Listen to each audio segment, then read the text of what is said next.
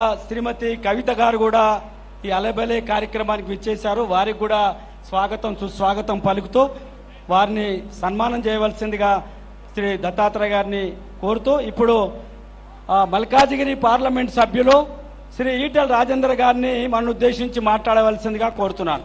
Malkajgiri parliament సభ్యులు శ్రీ ఈటెల రాజేందర్ గారిని మన ఉద్దేశించి మాట్లాడుతూ అలబలే కమిటీని కూడా ఆశీర్వదించవలసిందిగా కోరుతున్నాను.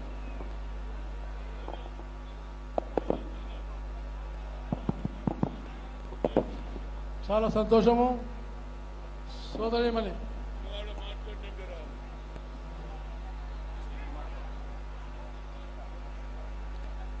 ఇరవై 21 సంవత్సరాలుగా నిరంతరంగా అన్ని రాజకీయ పార్టీల నాయకులని ఒక వేదిక మీదకి జమ చేసినటువంటి ఏకైక నాయకుడు ఇవాళ దత్తన్న మానవ సంబంధాల అల్లిక. దత్తన్న మానవత్వానికి ప్రతిరూపంగా ఉన్నటువంటి మహనీయుడు దత్తన్న. ఈ రోజులలో పార్టీల మధ్య బాతలు గీసుకుంటున్న ఈ రోజులలో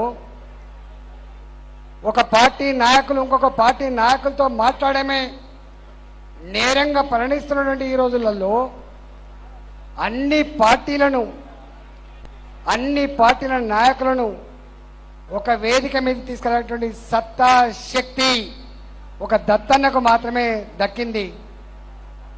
దత్తన్న నేను గతంలో బయట ఉన్నప్పుడు దత్తన్న గొప్పతనం తక్కువ తెలుస్తుండే, కానీ మల్కాజిగిరి పార్లమెంట్ సభ్యుడు అయిన తర్వాత దత్తన్న యొక్క ఆచరణ, ఆయన వ్యవహార శైలి, ఆయన పనితీరు, ఆయన మనుషులను ప్రేమించే పద్ధతి చూసిన తర్వాత దత్తన్న ఇంత గొప్పవాడా అని చెప్పి నేనే అబ్బురపడ్డా.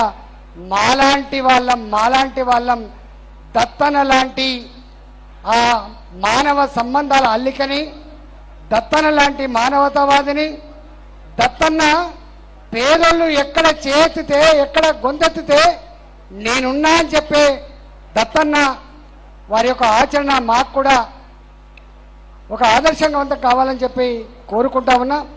ఈరోజు మన సంస్కృతి మన సాంప్రదాయాలు అడుగంటుతున్న ఈ రోజులలో మన సంస్కృతి సాంప్రదాయాన్ని సమున్నతంగా నిలిపేటువంటి బాధ్యత నిర్వహిస్తున్న దత్తన్నకు అభినందన తెలియజేస్తూ వారికి ధన్యవాదాలు తెలియజేస్తూ నమస్కారం.